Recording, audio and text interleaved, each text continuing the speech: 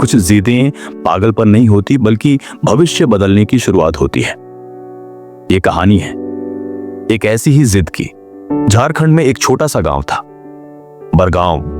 वहां मिट्टी की खुशबू और महुआ के फूलों के बीच एक घर ऐसा था जहां सपनों को उड़ने की इजाजत नहीं थी, खास तौर पर अगर वह सपना किसी लड़की का हो। इसी गांव में रहती थी नेहा वर्मा, एक 16 साल की लड़की जिसकी आंखों में आसमान के रंग भरे थे। उसके पिता शंकर वर्मा एक साधारण किसान थे और मां सावित्री देवी गृहिणी। घर में साधन कम थे लेकिन मेहनत में कोई कमी नहीं था। हर सुबह नेहा खेतों की ओर दौड़ लगाती थी, लेकिन उसकी नजर खेतों से ज्यादा उस नीले आसमान पर होती थी जहां से कभी कभी एक फाइटर जेट गुजरता हुआ दिखता था। वो क्षण नेहा के लिए जादू जैसा होता था। एक दिन उसने मां से पूछा, मां, मैं जहाज उड़ाना चाहती हूं, क्या मैं पायलट बन सकती हूं? मां ने पल भर चुप रहकर कहा, बन सकती है बेटा, लेकिन रास्ता आसान नहीं होगा। नेहा के स्कूल में जब एयरफोर्स अकादमी के बारे में बताया गया तब पहली बार उसने सुना कि लड़कियां भी अब इंडियन एयरफोर्स में पायलट बन सकती हैं। उस दिन से उसका लक्ष्य तय हो गया। लेकिन गांव में यह बात मजाक बन गई। लोग कहते, नेहा तो पगला गई है, अब खेत की लड़की आसमान की बातें करती है। स्कूल के बाद वह अकेले ही पास के कस्बे की जनता लाइब्रेरी जाती थी। वहां पुराने अखबारों, किताबों और मोबाइल में मिलने वाले फ्री मटेरियल से पढ़ाई करती। घर में एक पुराना मोबाइल था जिसमें इंटरनेट धीमा चलता था, लेकिन नेहा ने उसी से यूट्यूब पर तैयारी शुरू की।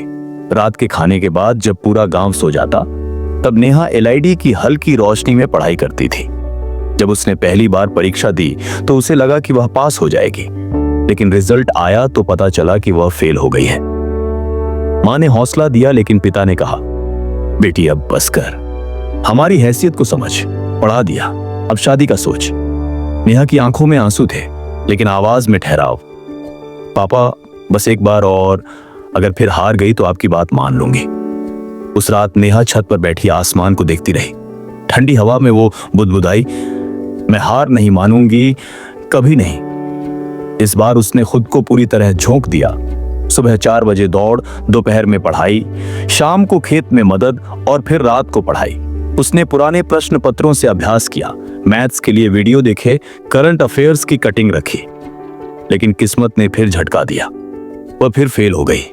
गांव में लोग हंसने लगे, अब मान भी जा लड़की, पढ़ लिख कर क्या हासिल कर लेगी, लड़की को जिद नहीं करनी चाहिए।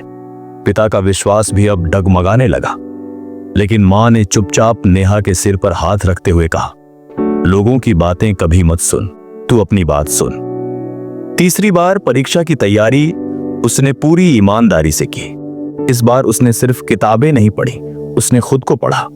रोज खुद से कहती, नेहा, तुझे सिर्फ सिलेक्शन नहीं चाहिए, तुझे अपने जैसी और लड़कियों को रास्ता दिखाना है। पढ़ाई में इतना डूब गई कि त्योहारों पर भी उसने वक्त बर्बाद नहीं किया।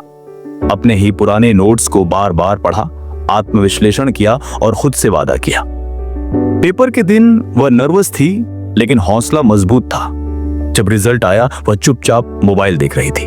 जैसे ही उसने अपना रोल नंबर देखा उसकी आंखों से आंसू निकलने लगे। वो पास हो गई थी। उसने मां को गले लगाया और सिर्फ इतना कहा, मां, तेरी बेटी अब उड़ने जा रही है। गांव में खुशियों से ढोल बजने लगे।